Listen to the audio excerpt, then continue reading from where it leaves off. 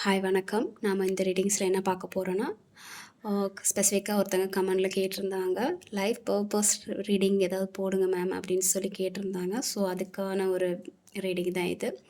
உங்கள் லைஃப் வந்து நீங்கள் எதுக்கு இந்த பிறவி எடுத்துங்க, ஏன் உங்கள் லைஃப்பில் வந்து இந்த மாதிரியான ஒரு நல்லது கெட்டது அமையுது, நம்ம வந்து என்ன விஷயம் பண்ணணும், பாஸ்ட் கர்மா வந்து நம்ம என்ன மாதிரியான ஒரு விஷயம் பண்ணதுனால நம்ம லைஃப்பில் நம்ம வந்து இப்படி ஸ்ட்ரகிள் ஆகிறோம், இல்லை வந்து ஒரு நல்ல விஷயத்த அனுபவிக்கிறோம். ஸோ அந்த மாதிரியான ஒரு விஷயத்த நீங்கள் தெரிஞ்சுக்கிறதுக்கு இந்த ரீடிங்ஸை நீங்கள் பார்க்கலாம். இது வந்து உங்கள் லைஃப் பர்பஸ் அண்ட் வந்து நீங்கள் பாஸ்ட்டில் வந்து என்ன மாதிரியான இருந்தீங்க, என்ன மாதிரி லைஃப் பர்பஸ் இருந்துச்சு, நீங்கள் அதை கம்ப்ளீட் பண்ணீங்களா இல்லையா? ஸோ அதை வந்து நீங்கள் கம்ப்ளீட் பண்ணாத விஷயம் வந்து இப்போ இருக்கிற லைஃப்பை வந்து எப்படி வந்து அஃபெக்ட் பண்ணுது அப்படின்னு சொல்லி இந்த ரீடிங்ஸில் பார்க்கலாம். ஓகேவா? இது வந்து ஒரு ஜென்ரல் ரீடிங். யாருக்கு பொருந்ததோ அவங்க எடுத்துக்கோங்க. இது வந்து ஒரு லைஃப் பர்பஸ்க்கான ஒரு ரீடிங். ஓகே, சரி, ஃபஸ்ட் கார்டு பார்க்கலாம். பாஸ்ட்டில் வந்து உங்கள் லைஃப் எந்த மாதிரி இருந்துச்சு அப்படின்னு சொல்லி பார்க்கலாம். பாஸ்ட்டில் வந்து உங்கள் லைஃப் எப்படி இருந்துச்சுன்னா, இது வந்து கிங் ஆஃப் வான்ஸ். நீங்கள் வந்து ஒரு ரொம்ப பொறுப்பான ஒரு ஆளாக இருந்திருப்பீங்க. ஃபேமிலி ஓரியன்டான ஒரு விஷயம் அந்த மாதிரி. ஃபேமிலி என்ன சொன்னாலும் அதுக்காக செய்கிற, அவங்களுக்கு அகெயின்ஸ்டாக வந்து எதுவுமே செய்யாத ஒரு விஷயம், அந்த மாதிரி நீங்கள் இருந்திருப்பீங்க. இப்போ தொழில் அந்த மாதிரி விஷயத்த நீங்கள் கேட்குறதா இருந்தாலும், உங்களுக்கு பிடிச்ச விஷயத்த வந்து சீக்கிரமே செய்யணும், எப்படியாச்சும் செஞ்சு முடிக்கணுங்கிற மாதிரியான ஒரு வேகம், ஒரு துடிப்பு. ஸோ அந்த மாதிரி இருக்கும். ரொம்ப அட்ராக்ஷனான ஒரு பர்சன். உங்களை பார்த்தாலே வந்து ரொம்ப அட்ராக்டிவாக இருக்கும். எல்லோரும் வந்து பேசுவாங்க. அந்த மாதிரியான ஒரு ஃபேமிலி ஓரியன்டட் அண்ட் அட்ராக்ஷன் இருக்குது. ஸோ எல்லாருக்குமே உங்களுக்கு பிடிக்கும். அண்ட் வந்து சம்டைம்ஸ் இது இந்த கார்டு வந்து எதை சொல்லுதுன்னா, ஒரு டாமினேட்டிங் பர்சன், ஒரு சர்வாதிகாரம் சொல்லுவாங்கள்ல, அந்த மாதிரி ஒரு கஞ்சத்தனம், கொஞ்சம் கோவமாக நடந்துக்கிறது, கொஞ்சம் வந்து அக்ரெசிவாக பிஹேவ் பண்ணுறது. ஸோ அந்த மாதிரி ஒரு ஃபேமிலியில் நம்ம சில வீட்டில் வந்து அவங்க சில அப்பா அம்மாருங்க வந்து இந்த மாதிரி நடந்துப்பாங்கல்ல, வீட்டில் உள்ள எல்லா பொறுப்பையும் பார்த்துருந்துருப்பாங்க. ஆனால் ரொம்ப அக்ரெசிவாக பிஹேவ் பண்ணுவாங்க, ரொம்ப கோவப்படுவாங்க, ரொம்ப டாமினேட்டிங் பண்ணுவாங்க. ஸோ அந்த மாதிரியான ஒரு கேரக்டர் தான் பொறுப்பாகவும் இருப்பாங்க. அண்ட் வந்து ரொம்ப டாமினேட்டிங் பண்ணுற மாதிரியான ஒரு கேரக்டர். எல்லா தொழிலையும் பண்ணணும், அச்சீவ் பண்ணணும், கோல் ஓரியன்டட். இதில் வந்து இந்த கார்டு வந்து ரொம்ப வந்து இந்த லவ் அந்த மாதிரியான ஒரு விஷயம் கிடையாது, சுத்தமாகவே அவ்வளோ கிடையாது. ஃபுல்லாகவே ஆக்ஷன் ஓரியன்டான ஒரு கார்டு, கோல் ஓரியன்டான ஒரு கார்டு, ஃபேமிலிக்கான ஒரு கார்டு. தேவையில்லாமல் ஒரு சண்டை போட்டு அந்த மாதிரி மாட்டிக்கிட்டு அந்த மாதிரியான ஒரு கார்டு கிடையாது. நீங்கள் அந்த மாதிரி ஒரு பர்சன் பாஸ்ட் லைஃப்பில் இல்லை. ஃபேமிலிக்காகவும் உங்களோட கரியருக்காகவும் அதை சக்ஸஸ் பண்ணுறதுக்காக நீங்கள் என்னவும் பண்ணுறதுக்கான ஒரு நீங்கள் வந்து ஒரு தனி இடத்த பிடிக்கணும் லைஃப்பில். ஸோ எந்த விஷயம் பண்ணுறதா இருந்தாலும் அது சீக்கிரமே பண்ணணும். கொஞ்சம் இதில் வந்து எமோஷ்னல் கம்மி. ஓகேவா? ஆக்ஷன் ஓரியன்டான ஒரு விஷயம் மட்டும்தான் இதில் இருக்குது. சம்டைம்ஸ் வந்து கொஞ்சம் நெகட்டிவ் கேரக்டர்ஸ் இருக்குது. ஒரு மாதிரியான ஹிட்லர் மாதிரியான ஒரு கேரக்டர்ஸும் இந்த பிஹேவியரில் இருக்குது. No emotions, action only. So இந்த மாதிரி தான் நீங்கள் இருந்திருக்கீங்க. ஃபேமிலி பார்க்குறதா இருந்தால் நீங்கள் ரொம்ப பொறுப்பாக பார்த்துருந்துருப்பீங்க. பட் எமோஷ்னல் வைஸ் ரொம்பவே வந்து கோல்ட் ஹார்ட்டடாக தான் நீங்கள் இருந்திருப்பீங்க. மேபி ஃப்ளர்ட் பண்ணுறது, ஸோ சம்திங் அந்த மாதிரியான ஒரு ஆட்டிடியூட் இருக்கும். எல்லார்ட்டையும் ஃப்ளர்ட் பண்ணுறது, பேசுகிறது, அந்த மாதிரியான ஒரு விஷயம் இருந்திருக்கும். ஜாலியாக இருக்கிறது. ஸோ அந்த மாதிரி இருந்திருப்பீங்க. பட் எமோஷ்னல் வைஸ் ஒருத்தங்களுக்கு கமிட்மெண்ட் கொடுக்குறதுக்கு ரொம்பவே யோசிச்சுப்பீங்க. ஏன்னா இது ஒரு ஃபேமிலி சொல்ல தவறி நீங்கள் வந்து அந்த மாதிரி எதுவும் பண்ணியிருந்திருக்க மாட்டீங்க. நீங்கள் ஒரு ராஜா மாதிரி இருக்கணும், எல்லாரும் வந்து உங்ககிட்ட வந்து பேசணும். ஸோ அந்த மாதிரி மேபி பாஸ்ட்டில் வந்து அந்த மாதிரியான ஒரு ஆட்டிடியூடில் கூட இருந்திருக்கலாம். அந்த மாதிரியான ஒரு ஃபேமிலியில் இருந்திருக்கலாம். ஒரு ரொம்ப பழங்கால அந்த பரம்பரைன்னு சொல்லுவாங்கள்ல, ஸோ அந்த மாதிரியான ஒரு ஃபேமிலியில் கூட நீங்கள் இருந்திருக்கீங்களாம். கொஞ்சம் அந்த டாமினேட்டிங் நல்லாவே தெரியுது. ஸோ அந்த மாதிரியான ஒரு கேரக்டரில் நீங்கள் இருந்திருக்கீங்க. பார்க்கலாம் உங்கள் லைஃப் பர்பஸ் பாஸ்ட்டில் எப்படி இருந்திருக்கு அப்படின்ட்டு. பட் நீங்கள் இருந்தது வந்து இந்த ஆக்ஷன் ஓரியன்டாகவும், கொஞ்சம் கோல்ட் ஹார்ட்டடாகவும், கொஞ்சம் அந்த எமோஷ்னலுக்கு வந்து மதிப்பு கொடுக்காதவங்களாகவும் நீங்கள் இருந்திருக்கலாம். கோல் oriented, achievement oriented.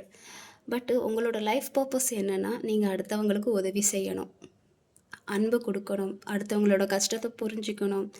Career wise பார்க்குறதா இருந்தால் ஏதாவது ஒருத்தங்களுக்கு தொழில் இல்லைன்னா அவங்களுக்கு வந்து ஹெல்ப் பண்ணுறது, எமோஷ்னல் வைஸ் வந்து ஹெல்ப் பண்ணுறது, அடுத்தவங்களோட துக்கத்தை நீங்கள் புரிஞ்சிக்கிறது. ஸோ இந்த மாதிரி யாருக்காச்சும் பணம் விஷயத்தில் வந்து ரொம்ப கஷ்டப்படுறாங்கன்னா அவங்களுக்கு ஹெல்ப் பண்ணுறது, இந்த மாதிரி எமோஷ்னலாக நீங்கள் வந்து அவங்க கூட கனெக்டட் ஆகிருக்கணும். எல்லாருக்கும் வந்து எமோஷ்னல் சப்போர்ட் நீங்கள் கொடுக்கணுங்கிறது தான் உங்களோட லைஃப் பர்பஸ்.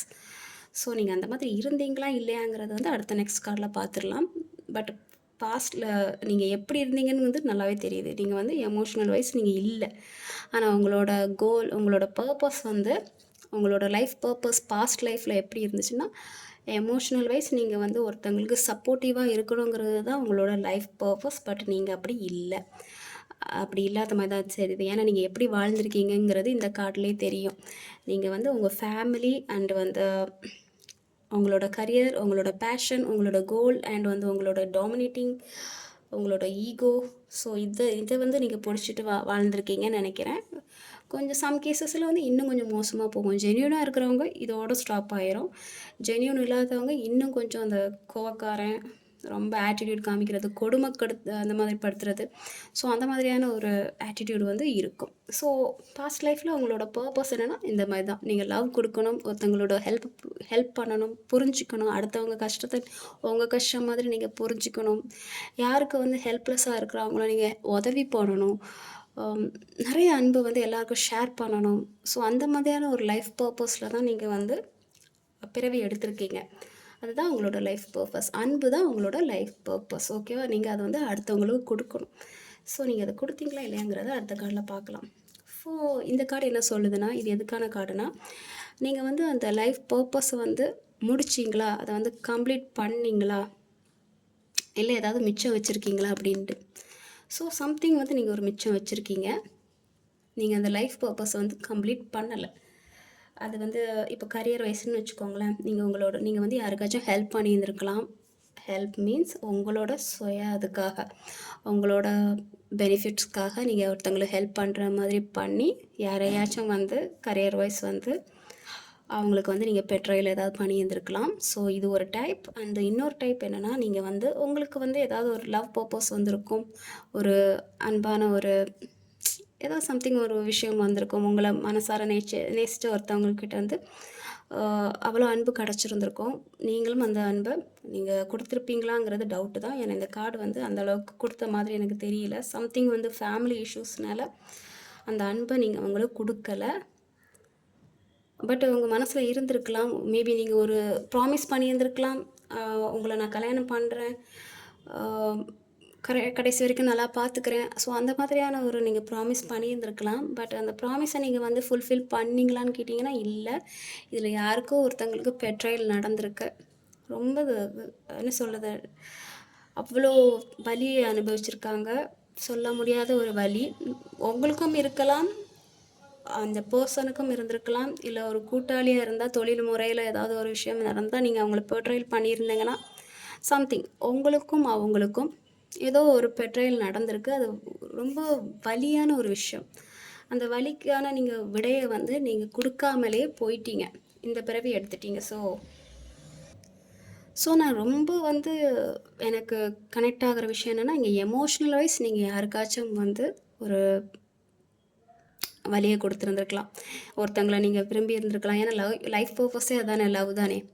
ஒருத்தவங்க உங்களுக்கு கொடுத்துருக்கலாம். ஆனால் நீங்கள் வந்து அதோட வேல்யூ தெரியாமல், அதோட மதிப்பு தெரியாமல் நீங்கள் அவங்களுக்கு வந்து துரோகம் பண்ணியிருந்துருக்கலாம். இல்லை வந்து உங்களோட ஃபேமிலி சிச்சுவேஷனால் அவங்களுக்கு கொடுக்க வேண்டிய ஒரு கரெக்டான ஒரு நியாயத்தை வந்து நீங்கள் கொடுக்காமல் இருந்திருக்கீங்க. அதனால் வந்து நீங்களும் அவங்களும் வந்து அந்த வலியோடையே வந்து வாழ்ந்திருக்கீங்க. நீங்களாக இருக்கலாம், உங்கள் பர்சனாக இருக்கலாம், அந்த வலியோடு வாழ்ந்திருக்கீங்க. அந்த வலியிலேருந்து வெளியே வர்றதுக்கான வழியை நீங்கள் கடைசி வரைக்கும் அதை கொடுக்காமலே விட்டு வந்திருக்கீங்க. நீங்கள் மிச்சம் வச்ச கணக்கு அதுதான். நீங்கள் அதுக்கான ஒரு சொல்யூஷன் வந்து தேடலை. ஒரு பெட்ரைல் நடந்திருக்கு. அந்த பெட்ரைல், அது என்ன பெட்ரைல் வேணாலும் இருக்கலாம், எந்த துரோகம் வேணாலும் இருக்கலாம், எந்த ஒரு மன உளைச்சல், எந்த ஒரு விஷயமான இருக்கலாம், அது கமிட்மெண்ட்டு அந்த விஷயத்துலால இருக்கலாம், இல்லை தொழில் முறையில் நீங்கள் ஒருத்தங்களுக்கு துரோகம் பண்ணியிருக்கலாம், இல்லை ஒருத்தங்க உங்களுக்கு துரோகம் பண்ணியிருக்கலாம். எனக்கு அந்த மாதிரி தான் தெரியுது. ஸோ அதனால வந்து நீங்கள் ஒரு விஷயத்துலேருந்து வெளியே வர்றதுக்கான ஒரு வாய்ப்பை நீங்கள் உருவாக்குனீங்களா? இப்போ நீங்கள் ரொம்ப வந்து ஒரு விஷயத்தில் மாட்டிக்கிட்டீங்க. அந்த விஷயத்துலேருந்து நீங்கள் வெளியே படுறதுக்கான ஏதாவது ஒரு காரியத்தை முடிச்சுட்டு வந்தீங்களா, ஒரு விஷயத்த கண்டுபிடிச்சிங்களான்னா இல்லை. நீங்கள் அந்த மாட்டிட்டீங்க. அந்த மாட்டினதுலேயே வந்து உங்களோட பாஸ்ட்டு லைஃப் முடிஞ்சிடுச்சு. அதுலேருந்து வெளியே வர்றதுக்கான ஒரு வாய்ப்பை நீங்கள் தேடலை. ஸோ நீங்கள் மிச்சம் வச்சது இந்த இதுதான். நீங்கள் மிச்சம் வச்சது இந்த விஷயந்தான். ஒரு பெட்ரைல் இல்லைன்னா வந்து உங்களோட பயம், உங்களுக்கு பயம். ஸோ சம்திங் ஏதாவது வந்து உங்களுக்கு யாராச்சும் உங்களுக்கு துரோகம் பண்ணிடுவாங்களோங்கிற பயம், நீங்கள் அடுத்தவங்களுக்கு பண்ண துரோகம். ஸோ இதெல்லாம் வந்து நீங்கள் மிச்சம் வச்சுட்டு இருக்கீங்க. நீங்கள் அதை முடிக்காமலே வந்துட்டீங்க. சம் கிளென்சிங் வந்து நடக்காமலே முடிஞ்சிருக்கு பாஸ்ட்டு லைஃப்பில்.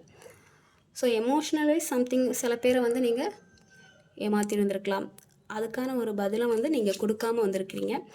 ஸோ அந்த எஃபெக்ட் நீங்கள் பாஸ்ட் லைஃப்பில் பண்ண விஷயம் வந்து உங்கள் லைஃப்பை வந்து இப்போ உள்ள லைஃப்பை வந்து எஃபெக்ட் எப்படி பண்ணுதுன்னா, ஸோ எனக்கு நீங்கள் எமோஷ்னல் வைஸ் தான் சம்திங் வந்து ஒரு ப்ராப்ளம் நடந்த மாதிரி தெரியுது. உங்கள் பாஸ்ட் லைஃப்பில் நீங்கள் பண்ண சில எமோஷ்னல் பெட்ரையல்னால இப்போ உங்களுக்கு எப்படி இருக்குன்னா, உங்களுக்கு வந்து இப்போ யார் அன்பு கொடுத்தாலும் அது ஏற்றுக்க மனசு இல்லை. நீங்கள் ரொம்ப தனிமையில் இருக்கிறீங்க. இப்போ வந்து கரியர் வைஸ் பார்க்குறதா இருந்தால் உங்களுக்கு எந்த ஒரு கரியரையும் சூஸ் பண்ணுறதுக்கான ஒரு மனசு வர மாட்டேங்குது. ஏன்னா நீங்கள் ஏற்கனவே பாஸ்ட்லேயே ராஜா மாதிரி தானே வாழ்ந்துருக்கீங்க. எல்லாமே அனுபவிச்சிருப்பீங்க. ஃபேமிலி இருக்கும், அம்மா அப்பா இருப்பாங்க, நிறைய பெரிய வீடு இருந்திருக்கும், ஒய்ஃப் இருந்திருப்பாங்க. ஸோ இந்த மாதிரி நிறைய விஷயம் இருந்திருக்கு. எல்லாமே நீங்கள் அனுபவிச்சுருந்துருக்கீங்க. எமோஷ்னல் வைஸ் தான் வந்து நீங்கள் யாருக்கோ வந்து சம்திங் வந்து ஒரு மன உளைச்சலை கொடுத்துட்டு வந்திருக்கீங்க. அதுக்கான விடையை நீங்கள் கொடுக்காம வந்திருக்கீங்க. ஸோ இப்போ எப்படின்னா, உங்களுக்கு அதை கொடுக்குறதுக்கு இது யாரும் ரெடியாக இல்லை. இல்லை உங்களுக்கு வந்து ஒரு மல்டிப்பிள் ஆஃபர் வந்திருந்தாலுமே உங்களுக்கு அதுக்கான ஒரு திருப்தி இல்லை எல்லா உறவிலையுமே. ஸோ உங்களுக்கு ஏதாவது ஒரு ரிலேஷன்ஷிப் நிறைய ஆப்பர்ச்சுனிட்டி வந்திருக்கு. உங்கள் ரிலேஷன்ஷிப்பில் வந்து நிறைய பேர் வந்து உங்களுக்கு வந்து ஆஃபர் கொடுத்துருப்பாங்க. ஆனால் அதுக்கு வந்து உங்களுக்கு கரெக்டான வந்து என்ன சொல்கிறது, எல்லாருமே வந்து உங்கள் மனசை காயப்படுத்துகிற மாதிரியான ஒரு விஷயத்த நீங்கள் பண்ணியிருந்திருப்பாங்க. ஏன்னா நீங்கள் பாஸ்ட்டில் வந்து ஏதாவது காயப்படுத்திருந்துருப்பீங்க.